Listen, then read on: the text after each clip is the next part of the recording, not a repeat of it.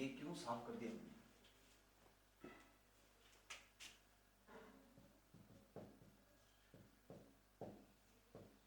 करार को संविदा में परिवर्तित होना है। इंडियन कॉन्ट्रैक्ट एक्ट क्या बता रहा है कि करार को संविदा में परिवर्तित होना है। तो दूसरा ग्राउंड जो है वो है स्वतंत्र सम्मति।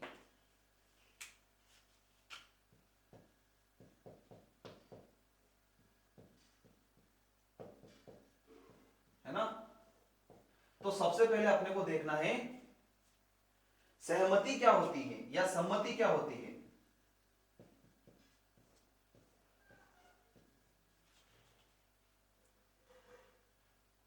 तो section 13 of Indian contract act हमको बताता है, सिर्फ एक शब्द से याद रख लो, क्या? एक मतेक्य होना, यानी एक मत का होना। दो व्यक्ति जब एक मत के हो जाते हैं तो वो सम्मति कहलाती है। यहां पर एक मैगजीम आती है, कंसेंसस एडम या आइडम, जो भी आप बोलना चाहो। क्या है मैगजीम?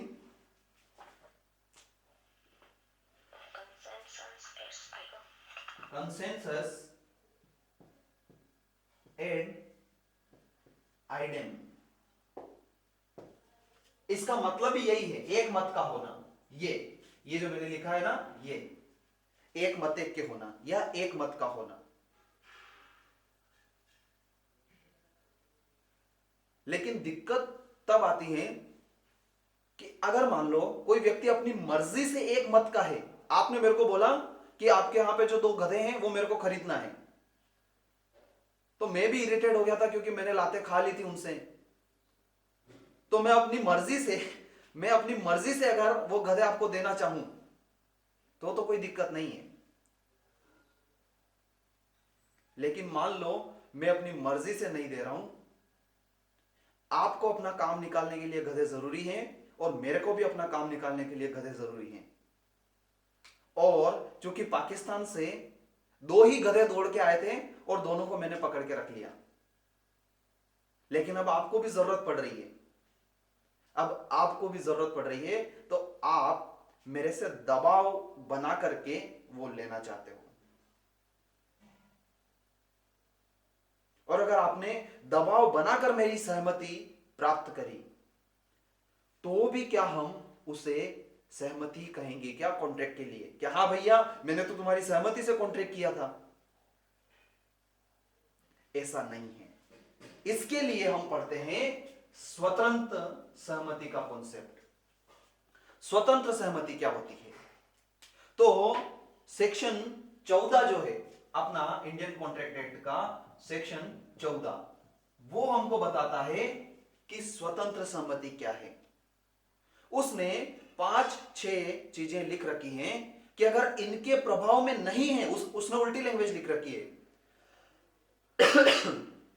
क्या बताया है कि ये जो 5-6 ग्राउंड्स हैं जो मैं सेक्शन 14 में बता रहा हूं, अगर सहमति इनके प्रभाव में नहीं है तो ऐसी सहमति को हम स्वतंत्र सहमति कहेंगे। क्या है वो प्रभाव? तो उसने बताया कि अगर सहमति प्रपीड़न के प्रभाव में नहीं है, अगर सहमति असम्यक असर के प्रभाव में नहीं है, अगर सहमति दुर्व्यपदेशन के प्रभाव में नहीं है, अगर सहमति कपट के प्रभाव में नहीं है, या फिर सहमति भूल के प्रभाव में नहीं है, तो हम ऐसी सहमति को स्वतंत्र सहमति कहेंगे। यानी कि किसी भी सहमत होने में, यानी मैं गधे बेच रहा हूं तो मेरे सहमत में कोई भूल नहीं होना चाहिए, आप मेरे साथ धोखा करो ऐसा नहीं होना चाहिए, प्रपीड़न दबाव नहीं होना चाहिए, असम्यक असर, यानी मैं नौकर आप मालिक हो और आप मालिक होने की वजह से मेरे से ऐसा करना चाहते हो कि भाई तू तो नौकर है, तेरे को क्या करेगा, गधे तेरे पास रहे कि मेरे पास रहे। हालांकि मेरे मतलब मालिक ये बोलना चाह रहा है, यानी आप मेरे से बोलना चाह रहे हो कि मेरे गधे मालिक के पास भी रहेंगे तो भी चलाना तो तेरे को ही है, तो मालिक को दे दे। ऐसी स्थिति असम्यक असर वाली होती है, कोई सक्रिय विश्वास की स्थिति में होता है और उसका फायदा उठाता है। तो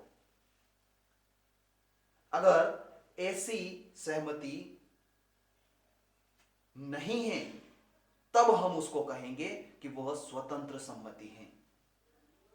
सेक्शन 14 हमको बताता है। अब ये चारों पांचों स्थितियां क्या हैं, इनको क्रमशः 15, 16, 17, 18 और 20, 21, 22 में बताया है।